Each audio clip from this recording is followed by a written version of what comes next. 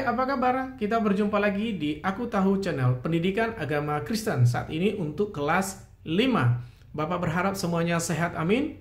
Puji Tuhan. Baik, seperti biasa sebelum kita memulai pelajaran kita bersatu di dalam doa. Mari lipat tangannya, tutup matanya. Bapa di surga, kami ucap syukur buat hari yang indah Tuhan berikan dalam hidup kami. Kami akan memulai pelajaran kami. Kami percaya Tuhan hadir di tempat kami masing-masing. Kiranya Tuhan memberikan kami hikmat, pengetahuan, kepintaran yang dari Bapa, agar apa yang kami pelajari saat ini dapat kami terima dan kami lakukan dalam kehidupan kami sehari-hari. Dalam nama Yesus kami berdoa dan mengucap syukur. Amin. Baik, kita akan belajar di part 25 tentang keselamatan. Ya, kita akan belajar tentang keselamatan yang Tuhan berikan dalam hidup kita. Ya, seperti biasa anak-anak, kita akan membaca renungan firman Tuhan pada hari ini sebelum kita memulai pelajaran kita. Mari kita buka di dalam kitab Matius 9 ayat 14 sampai dengan 17. Matius 9 ayat 14 sampai dengan 17. Anak-anak sudah ketemu dalam Alkitabnya? Ya. Baik. Kita baca dengan bersuara. 1, 2, 3. Kemudian datanglah murid-murid Yohanes kepada Yesus dan berkata, "Mengapa kami dan orang Farisi berpuasa, tetapi murid-muridmu tidak?"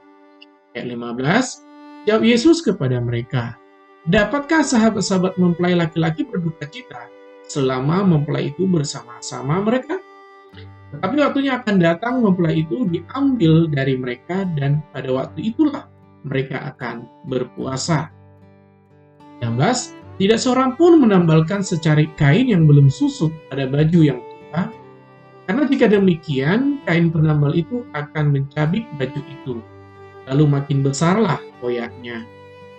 Ayat 17.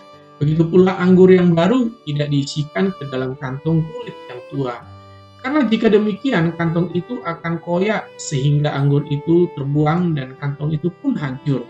Tetapi anggur yang baru disimpan orang dalam kantong yang baru pula. Dan dengan demikian terpeliharalah kedua-duanya. Jadi firman Tuhan ini mengingatkan kita bahwa selama Tuhan masih bersama dengan kita tidak sama seperti orang yang dunia ini. Anggaplah seperti yang tadi perkataan murid-murid Yohanes datang kepada Yesus, "Mengapa kami," maksudnya murid Yohanes dan orang Farisi berpuasa, tetapi murid-muridmu tidak? Sepertinya mereka iri gitu ya. Nah, Yesus mengatakan apa? Dapatkah sahabat mempelai laki-laki berduka cita selama mempelai itu bersama-sama mereka? Karena murid-murid Yesus ada bersama dengan Yesus. Jadi mereka ngapain berpuasa-puasa? Ada Yesus di situ bersama dengan mereka. Ada Yesus bersama dengan kita. Jadi kita nggak usah pusing dalam hidup ini. Kenapa? Tuhan menyertai kita. Kecuali kalau Tuhan tidak ada bersama dengan kita, ya kita harus meminta supaya bersama dengan kita. Ya, jadi Tuhan beserta kita. Jangan takut menghadapi kehidupan ini, ya. Tuhan ada bersama-sama dengan kita. Tetap kuat menghadapi saat ini corona. Tuhan ada bersama dengan kita. Tetap jaga kesehatan juga, ya anak-anak ya. Nah, kita lanjut pelajaran kita tentang manusia lama. Ya, kita belajar saat ini tentang manusia lama. Pertemuan sebelumnya kita sudah belajar tentang lahir baru, ya, manusia baru, ya. Sekarang kita mengenal istilah manusia lama. Apalagi ya istilah manusia lama ini? Nah, kita akan tahu, kita akan melihat ini mengenal ya. Kita akan mengenal istilah manusia lama. Apa sih yang dimaksud dengan manusia lama? Manusia lama yaitu hidup dalam dosa, seperti contoh ya, mencuri, berbohong, hidup dalam kekafiran. Loh, kok ada Pak kekafiran? Iya, kafir itu maksudnya orang-orang yang hidupnya tidak benar di hadapan Allah. Orang yang hidupnya tidak berkenan di hadapan Allah, melakukan hal-hal yang tidak benar di mata Allah. Ya, contohnya tadi berbohong, mencuri, kejahatan, ya, penipuan, melawan orang tua, bisa juga dikatakan begitu. Karena hidupnya tidak berkenan di hadapan Tuhan, ya, dan lain-lain. Nah, manusia lama itu hidup dalam keinginan daging. Ya, hidup dalam keinginan daging itu apa? Ya contohnya tadi seperti tadi itu, mencuri, berbohong, melawan orang tua, ya menipu, suka berantem, maunya ngejekin orang, keluar dari mulutnya itu perkataan-perkataan yang tidak memberkati, apa-apa sedikit keluar kebun binatang. Nah itu keinginan daging, menghina orang. Nah perbuatan seperti itu tidak boleh ada di dalam hidup orang yang percaya. Kalau seperti itu kelakuannya masih namanya manusia lama. Bagaimana kita harus melawan hidup manusia lama ini? Ya, kalau kita membaca di dalam kitab Efesus 6 ayat 11 sampai dengan 12. Efesus 6 ayat 11 sampai 12 kita baca bersama-sama. 1, 2, 3. Kenakanlah seluruh perlengkapan senjata Allah, supaya kamu dapat bertahan melawan tipu muslihat iblis. Ya, kenakanlah seluruh perlengkapan senjata Allah, supaya kamu dapat bertahan melawan tipu muslihat iblis. Karena perjuangan kita bukanlah melawan darah dan daging, tetapi melawan pemerintah-pemerintah, melawan penguasa-penguasa, melawan penghulu-penghulu dunia yang gelap ini, melawan roh-roh jahat di udara. Jadi untuk mengalahkan manusia lama, kebiasaan hidup kita yang lama ini, kita harus menggunakan perlengkapan senjata Allah. Dengan apa? Yaitu dengan firman Tuhan. Berdoa yang rajin, ya, rajin baca Alkitab. Karena lawan kita apa? Bukan manusia, maksudnya di sini pemerintah-pemerintah, bukan pemerintah kita, maksudnya penghulu dan pemerintahan penghulu di udara itu iblis. Ya, melawan apa lagi? Kuasa-kuasa kegelapan itu, yaitu iblis. Itulah iblis inilah yang mempengaruhi pikiran kita supaya hidup dalam keinginan daging. Itu apa? Melawan orang tua tadi. Jadi iblis ini menggoda anak-anak supaya melawan guru, melawan orang tua, melawan temannya, berbohong. Nah, bagaimana kita mengatasinya? Dengan cara apa? Perlengkapan senjata Allah. Apa ulangi lagi? Perlengkapan senjata Allah itu dengan firman Tuhan. Ya, sering baca Alkitab, berdoa, memuji Tuhan. Itu. Jika ada godaan iblis, kita katakan, kalau nama Yesus pergi, itu pergi. Kenapa? Ada perlengkapan senjata ini. Ya, bukan senjata yang dipakai perang kayak pedang begitu. Yang benar enggak, bukan itu maksudnya. Iman kita kepada Allah. Itu maksudnya di sini anak-anak ya. Nah, setelah kita diselamatkan, apa yang harus kita lakukan? Yaitu berbuah. Coba perhatikan gambar ini. Ini adalah pohon yang berbuah. Ini Bapak Ibu ilustrasi pohon apel yang berbuah. Kalau anak-anak pernah menanam pohon atau menanam tanaman, tapi tidak menghasilkan buah, rasanya gimana? Sia-sia kan kita menanam. Seorang petani contohnya, dia punya lahan 1 hektar. Dia berencana menanam pohon apel supaya nanti berbuah, dia bisa jual, dapat menghasilkan uang. Ternyata pohon apel itu tidak menghasilkan buah. Apa yang harus dilakukan oleh petani itu? Dia harus menebang pohon itu dan menggantinya lagi. Jadi pohon yang tidak berbuah itu ditebang, dibakar. Buat apa pohon itu ada di situ? Dirawat, dikasih pupuknya, rugi adanya. Ya terpaksa harus ditebang dan dibakar. Nah, kita juga sebagai orang yang sudah diselamatkan, kita harus berbuah. Berbuah bagaimana? Nah, setelah manusia diselamatkan harus menghasilkan buah. Buah yang dimaksud itu kalau kita baca di dalam Galatia 5, ya ayat 22 kita baca dulu ya. Inilah yang dimaksud dengan buah itu.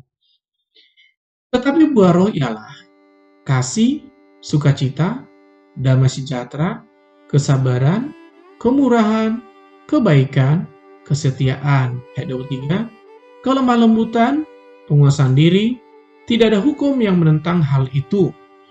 Jadi seandainya ada satu buah roh yang tidak ada pada anak-anak, tidak ada gunanya. Ini ada 9 buah roh. Ya, ada 9 buah roh. Tentunya anak-anak melakukan kesabaran. Ya, harus sabar. Tapi tidak ada kemurahan hati. Ya, percuma. Dia bersukacita dalam menghadapi segala sesuatu. Tapi dia tidak baik kepada semua orang. Nggak ada gunanya. 9 buah roh, 1 tidak ada gunanya. Harus 9 buah roh ya, 9 buah roh harus ada. Ya, 1 pun tidak ada, tidak layak di hadapan Tuhan. Contohnya, dia melakukan 8 buah roh, tapi tidak ada kasih. Dia melihat orang kesusahan, sukacita aja dia, tapi itu tidak ada gunanya. Dia nggak bisa menguasai dirinya. Dia nggak ada kelemah lembutan, dia kasar hidupnya. Melihat orang aja dia pengen nonjok. Itu nggak boleh. Ya, harus 9 buah roh ini harus dilakukan sebagai orang yang sudah diselamatkan. Ya, harus melakukan 9 buah roh ini. Ya anak-anak ya, harus sabar. Ya, harus membawa damai. Harus setia mengikut Tuhan. Ya, menguasai dirinya, jangan gampang emosi. Sabar. Ya, itu tetap diajarkan, harus sabar terhadap apapun. Ya. Nah, tanya anak-anak, boleh di-subscribe atau di-like dulu ya, waktunya sekarang. Ya, sudah di-like belum? Di-subscribe? Anak-anak tidak akan kena biaya dan tidak akan dipungut biaya atau apa? Enggak. Ini gratis, anak-anak ya, gratis, tidak akan kena biaya. Dan jangan lupa di loncengnya diklik ya, yang hitamnya. Dan nanti di-share video ini supaya anak-anak yang lain juga dapat belajar bersama-sama dengan kita dengan jarak jauh. Semua diberkati lewat ini pun anak-anak melayani sesama lewat membagikan ini. Ya, kita lanjut pelajaran kita tentang jadilah bijak. Sudah kita diselamatkan, jadi bijak. Ini apa? Setelah kita menerima keselamatan itu, bukan berarti kita bebas melakukan semaunya. Tetap keselamatan itu kita jaga, kita kerjakan, kita laksanakan. Sebenarnya di sini apa? Ketika anak-anak sudah menerima Yesus sebagai Tuhan dan Juru Selamat, saya menerima Yesus Tuhan dan Juru Selamat saya sebagai pribadi, sebagai Tuhan saya. Bukan berarti anak-anak bebas, nanti saya merokok bisa, berantem bisa, berbohong bisa, kan saya diselamatkan. Bukan itu maksudnya.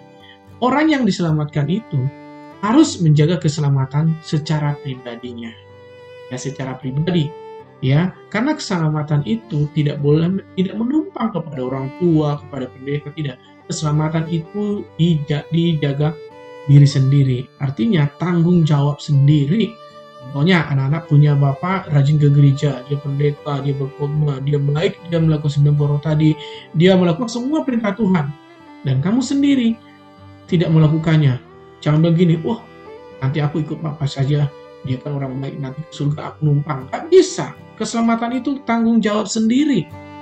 Ya, tidak ada menumpang keselamatan itu. Walaupun nanti orang tua bilang gini, itu anak saya, gak apa-apa, selamatkan dia Tuhan. Gak bisa, Tuhan bilang tidak. Itu urusan masing-masing. Jadi keselamatan itu urusan masing-masing. Ya, seperti pada gambar ini, perhatikan. Setelah menerima keselamatan, bukan hidupnya harus santai-santai, tapi harus melakukan keselamatan itu, mengerjakan keselamatan itu. Jadilah seperti gadis bijaksana dan bukan gadis yang bodoh. Perumpamaan yang disampaikan oleh Tuhan Yesus di dalam Matius 25 ayat 1 sampai dengan 13. Kalau anak-anak nanti baca, Yesus membuat sebuah perumpamaan ya tentang gadis yang bijaksana dan gadis yang bodoh yang menanti mempelai laki-lakinya. Ya, gadis yang bijaksana akan menyediakan pelita, lampunya, menyambut kedatangan. Ya, kalau di Israel pada zaman dulu, orang yang mau menikah, itu 1 minggu atau 2 minggu atau 1 bulan, Bapak lupa, mereka akan dipisahkan. Nanti laki-laki mempelai laki-laki dan anggota keluarganya akan datang tiba-tiba. Kalau perempuan itu tidak standby atau siap-siap, maka mereka tidak akan jadi nikah. Demikian juga maksudnya di sini. Ketika Yesus datang kedua kali, tidak akan dikasih tahu, bulan ini, tahun ini saya akan datang. Nanti orang-orang harus siap, nanti aku kalau begitu saya berbuat jahat dulu dong, nanti tahun segini, tanggal segini, bulan segini saya akan bertobat. Nah, itu yang akan dilakukan orang nanti. Tapi, Yesus datang tidak dikasih tahu kapan datangnya. Demikian juga kita yang sudah diselamatkan harus mengerjakan keselamatan itu, harus kita jaga keselamatan itu. Jangan kita sia-siakan ya anak-anak ya. Harus dijaga. Nanti anak-anak boleh baca dalam Matius 25 ayat 1 sampai dengan 13. Ya. Nah, pesan Bapak pada saat ini yaitu Keselamatan yang dari Tuhan Yesus bukan untuk diri sendiri. Pesan Tuhan buat kita untuk memberitahukan kepada semua manusia bahwa keselamatan itu, yaitu Yesus adalah Juru Selamat. Kita harus memberitakan Injil. Inilah yang disebut dengan amanat agung Yesus. Jangan keselamatan itu kita simpan sendiri. Supaya banyak orang diselamatkan, kita harus memberitakan Injil itu, memberitakan bahwa Yesus adalah Tuhan. Demikianlah pelajaran kita pada hari ini. Kita akan lanjutkan pelajaran kita di pertemuan yang akan datang. Tuhan Yesus memberkati kita semuanya. Shalom.